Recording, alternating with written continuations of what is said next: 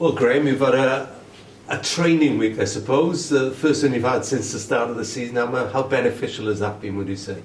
Well, I suppose we won't know, Rob, till 3 o'clock on Saturday. But yeah, it's been good getting on the grass with the lads. It's been good to walk with them. It's been good to put a few points across to them that we've obviously picked up over the last few weeks throughout the games. The game programme has been pretty heavy. So more importantly, it was probably well earned and well received by the lads, because we were able to give them some downtime as well, because it has been hectic. But again, as League Two, we're going to go into another hectic programme. We're going to go Saturday, Tuesday again. So that's part and parcel of the course. So in League Two. So yeah, when we can get the opportunity to give them downtime, we do. But we do really enjoy the Saturday to Saturday, because we can get a real good training base and good tactical and technical knowledge into the players. Results from scans and how long he's going to be out now? Yes, the scans have come back earlier in the week, and they're not good as we first thought. The bit of good news is he doesn't need surgery, so the surgery would have been a 16-week recovery. He's no need for surgery, so we're looking at a 12-week recovery period for Kyle. Hopefully, touch wood, he comes back a little bit sooner. But yeah, it's not been ideal. It's the news has been better, but still not great. Which is a blow for him, and obviously a blow for you. Yeah, I think it's a blow for the player first and foremost, and more importantly, it's a blow for the dressing room, because he's been settling in really well, and you can see how strong his performances were, and they were only going to get better again with coaching, again with time, and again with games.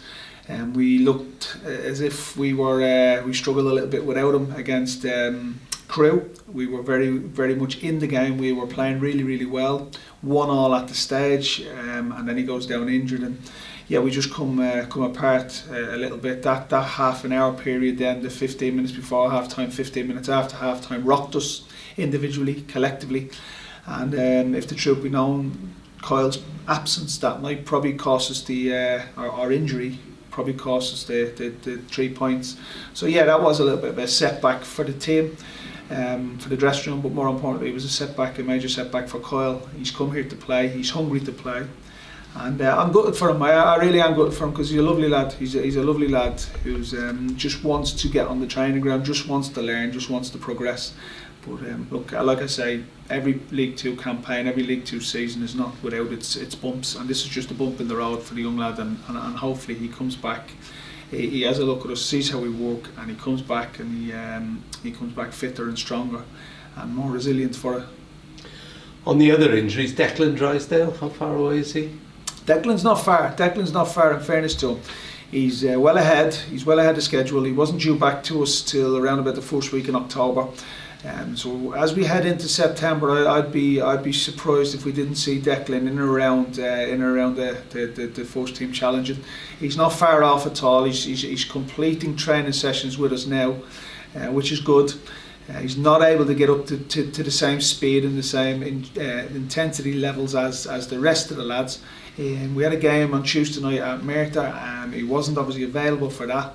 He won't be available for us tomorrow either. But he is getting close. He is getting there. Same with Omar, Ozenzala as well. The lads are making speedy recoveries. I think they enjoy the atmosphere. They enjoy the culture. They enjoy the ethics that we put in place. It is a hard-working culture. Our ethics are all based around honesty, and I think the lads have bought into it really well. Therefore, you will see the injured lads will always probably come back a week or two ahead of schedule, such as the work we put in, and the honesty and the character and the nature of the people we are. Are you looking at Omar in the next couple of weeks, do you think? I would cut that. I wouldn't even say the next couple of weeks. I'd probably be looking at Omar in the next 10 days. Yeah, the next week, this next 7 to 10 days. I'd hopefully have Omar in and around us over the next 7 to 10 days. So I wouldn't even go that far with a couple of weeks now. The next 7 to 10 days would be good. Right. Think about him for Brentford maybe. Again, like I say, it's I've got to flip a coin, and I've got to go in and see how they are. I've got to see how they react to training sessions. But the intensity levels that we train at, they haven't quite got there yet. The Omars, the Declans, and obviously Oz is a longer way off. But they got to get through 1 or 2 of our training sessions first. They got to obviously show that they're worthy of a place in the team. Again, I can't go on track records or past records. I have to go and deal with the present. On Declan's past record, on Omar's past record, they'd be in the starting 11 on Saturday if they could be. But I've got to go on, and I've got to be sensible with their injuries as well, because we don't want any reoccurrences. So yes, I probably won't rush them. I'll rush them back, but I probably won't rush them into the first team, as I don't want them. I want them to be to be up and running over the next couple of weeks. I want them to be in challenging for first team place, and I want them knocking on my door. I want them in the team. So yeah, we'll handle their game time and their training time as best we can. But I certainly won't be rushing them and making the injuries any worse. What you have to say is that in the absence of last season's top scorer, Will Evans has really stepped up to the plate. What do you put that down to? 6 goals in 4 games. Will has come from left wing back, if you like, last season, and he's gone up front. Will has had another season in the Football League. Will has come back fitter and stronger pre-season. He now understands what we're looking for, what the game's about, what the professional game is about. He accepts criticism as well as he does praise, whereby previously he had before I come in, he had a good run in the team and he was getting a bit of praise, and that maybe went to his head. He maybe took his eye off the ball at times last season, and you know what happens, and I think everybody knows what happens when you take your eye off the ball in football. You get a big size 9 up the backside, the game jumps up and slaps you in the face. So you've got to be on it every single day of the week, 24/7. And Will may be guilty of not being on that. Now he would be the best man to speak to rather than me. I was an outsider coming in. But I've loved working with Will Evans. He's been brilliant for me and for Joe, for this football club over my short period. He's gone in and filled positions for us. He's great on the training ground, and he is hungry. He does want to learn. He does want to work hard and be the best Will Evans that there can be. So fair play to him. But yeah, look, sometimes you get a little break. Sometimes things happen that you can't explain. Sometimes in football things fall at your feet. But I wouldn't even say things have fallen at his feet. The finishes have not been easy, and they've been tough finishes. They've been really tough finishes, whereby probably 3-4 months ago, 6 months ago, we might have missed them. But the one thing about Will is when he was in our team, he always got chances. And if I recall correctly, if my old memory serves me right, he scored our first goal when we come in, and that was against Colchester here at home, a header in the 6-yard box. But he's always got chances, certainly since I've come into the football club, and he's just taken them now. Really, he's been more clinical, he's been more decisive, and he's been more ruthless in his work. So those 3 things would be key for Will, to be honest. Plus, I suppose I have to take a degree of a slap on the wrist, because I was playing him at left wing back instead of playing him up front. So moving him from left wing back to as a striker has probably helped him and given him a new lease of life. But sometimes that happens in football, doesn't it? Necessity meant you had to play him up front, and so far it's working. How do you keep him on that level now? Well, if he doesn't score a hat-trick in every game, he's going to go back to left wing back. I can't believe he didn't take the penalty last week, but hey ho, that's down to Will, and that's down to the on-field skipper and the on-field designated penalty taker. But yeah, I suppose maintaining that level is very, very difficult. It's very hard. Maintaining that level at any stage in the game, or at any league level in the game, is difficult. You'll always have peaks and troughs. You'll always have ups and downs. So look, we've got to whatever he's doing at this minute, whatever he's eating, whatever sleeping pattern he's in, and whatever program he's on. Let's just try and keep him on that. But I'm pretty sure he'll have ups and downs, because that's part and parcel of a footballing season, and it's just sticking with him, and it's just keeping him, trying to get him back to where he was whenever or if ever he comes away from that scoring streak. But look, while he's hot, and while he's going well, we'll not try and, if it's not broke, we'll not try and fix anything. We'll leave him to it. Okay, a week to go. You'll expect this. You can't wait for midnight next Friday, but what are you hoping to do between now and next Friday in the transfer window? Well, the obvious answer is strengthen the team.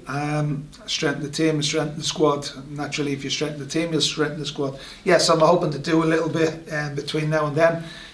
Can I? I don't know. Will I be able to? I don't know, but I am actively seeking. I've no fresh news. We had the game during the week. We had a couple of lads in on trial. I'm looking at one or two players unsuccessfully, but I am making phone calls, regular phone calls. We are deep in discussion and negotiation with certain people, but we just can't seem to get them over the line for one reason or another. We're constantly losing players to higher divisions, which is a frustration. But that proves that we're maybe, shall we say, fishing in the right pond. I would like to do something, yes, to answer the question. I'd like to bring in one or two fresh faces, just to freshen the group up, just to add competition, and just to help us through a relentless spell of fixtures between now and January. So if that's one, brilliant. If that's two, I'd be over the moon. And does Jameson's injury affect your priorities in the window? Well, it does. It would certainly affect our priorities, yes. I went in prior to the Crewe game, even after the Crewe game, I went in looking for a striker, and we're still actively looking for a striker. But I probably have to do something in that area of the pitch, just to add that bit of cover. So, like I say, it's not a case of I've got the luxury of going around picking and selecting. It's maybe a case of covering for one or two holes that have appeared in the squad. So I've got to manage it correctly. I've got to get it right, and I've got to make sure whatever we bring in is right, is proper, and fits in to our ethics and our principles that we've built up in the change room. But ask you about Sutton. What are you expecting? They're without their big striker Harry Smith, which is 6 foot 5 inch less than you'd have to cope with otherwise. But well, look, I think the last few games, the last few weeks has all had a flavour of League One opponents, and I go back to Cheltenham in the pre-season friendly. So the planning around that pre-season friendly was based around the Accrington, the Doncaster, the Forest Greens. They've all had League One tasters over the last 2 seasons, 3 seasons. So I'm expecting a much different encounter this Saturday. Probably welcome to League 2 encounter. Probably a little bit of roll your sleeves up, put your tin helmets on and battle. So it'll be very, very different to the last 3-4 opponents, if we include Charlton in that as well. So the last 5 opponents had a flavouring of League 1, a flavouring of they all had philosophies as well, with certain ways of playing. So Saturday will be a massive test. It'll be a test of character first and foremost. It'll be a test of physicality. So it'll be a proper League 2 encounter, I would have thought, on Saturday. And I think this club has always fared well in those type of encounters. So here's hoping. And we certainly won't be making over 200 passes, I wouldn't have thought. That's what we have been averaging over the last 5 games. So I don't think it'll be one of those games. I think it'll be we got to win the first ball, second balls, set pieces, physical, and then just try and get the ball down and impose our game on them. But it will be a really, really tough encounter, and I recall last year's encounter as well, in which we didn't fare too well against them. So that'll be fresh in our mind as well. Cheers, Graham. Graham, if we go back to the man in form, Will Evans, he seems to have had a laser focus this season, and I may not be helping by saying this, but do you think he can be hopeful about sneaking into the Wales squad? Yes, I think he'd be very hopeful. I'd certainly be looking at him if I was in the Welsh camp, to be honest, because he can do, as we've mentioned, as we've seen, he can do a number of jobs. And let's be honest, like I've just said, the standard of opponent he's been up against over the last 5 weeks have all been League 2 or League 1 calibre. And Charlton Athletic will testify to that. Accrington, Stanley, Doncaster, Cheltenham, and they've all had League 1 football. Doncaster in particular, Forest Green, off the top of my head, who I can't remember who we've played over the last few weeks, but they've all had League 1 experience. So to go out and perform that well against League 1 teams, you would certainly be looking at rewards, and us as a club can reward him by playing him, putting him in the team in the shop window. But yeah, I'd certainly be looking at him if I was in the Welsh setup. Yeah. And can I ask you your main takeaways from that game at Merthyr during the week? Oh, there was loads. I could be here all night, to be honest. It was game time. I'll be brief as I can. The two main points going into the games was to come away injury free and to get game time into the lads' legs. So we've managed that. Some of them lads on Tuesday night didn't play since Bristol City pre-season, so some of them have gone out, got 90 minutes, well 100 minutes if you include the added on. So yeah, it was a really, really positive encounter. We've ended up with 2 academy graduates starting, Harrison Bright and Cavan Roy, and we've ended up getting game time into 5 academy prospects as well. So just to interlink the academy and the first team, just to create that pathway was brilliant as well. So all round, we've had a look at some trialists. We got game time and minutes into personnel who might need it over the next week. So all in all, it was a really, really good competitive encounter, and I think the lads have got a taste for it now, that they want more. I think they want more, so that's something I'll try and put in place regular at the club. When we go Saturday to Saturday, I'll try and top up match minutes and try and introduce the academy and first team, and just have a little bit of a pathway there for the academy to work towards. And talk about competitive. There must be one eye on that Brentford game. 2 teams that have both earned a reputation as giant killers in recent years. Brentford now something of a giant themselves. What sort of mindset and preparation does it take for your side to take on a giant like that? We're taking on Sutton on Saturday, and that's all that's all the lads will be focused on. We'll deal with Brentford when we get out of bed on Sunday morning, and we'll turn our attention and our focus to them on Monday. But at this moment in time, Sutton is my priority, and you'll probably know, or the lads will probably tell you, I certainly don't, and that players won't be taking their mind or their focus away from our next task, our next challenge, and that happens to be Sutton. Okay, just to finish, Nathan Wood has had a string of substitute appearances. Has he impressed you in the time he's had on the pitch? Yeah, and going back to your previous question, it was great to see him score a goal the other night, and I think that can be his arrival point. I think that can be his platform, and I think that can be his kicking on, his point to kick on. He's had a few injuries, and it's tough. We've had this discussion with Nathan, going from 2 days a week to 6 days a week. That's tough. That's a big ask. And sometimes the body tells you, well, I've got to take this in stages, and I think that's where Nathan was over the course of pre-season. He's picked up a couple of groin, a couple of little niggles, a couple of little injuries, not major ones, but just little niggles where the body was reacting to it.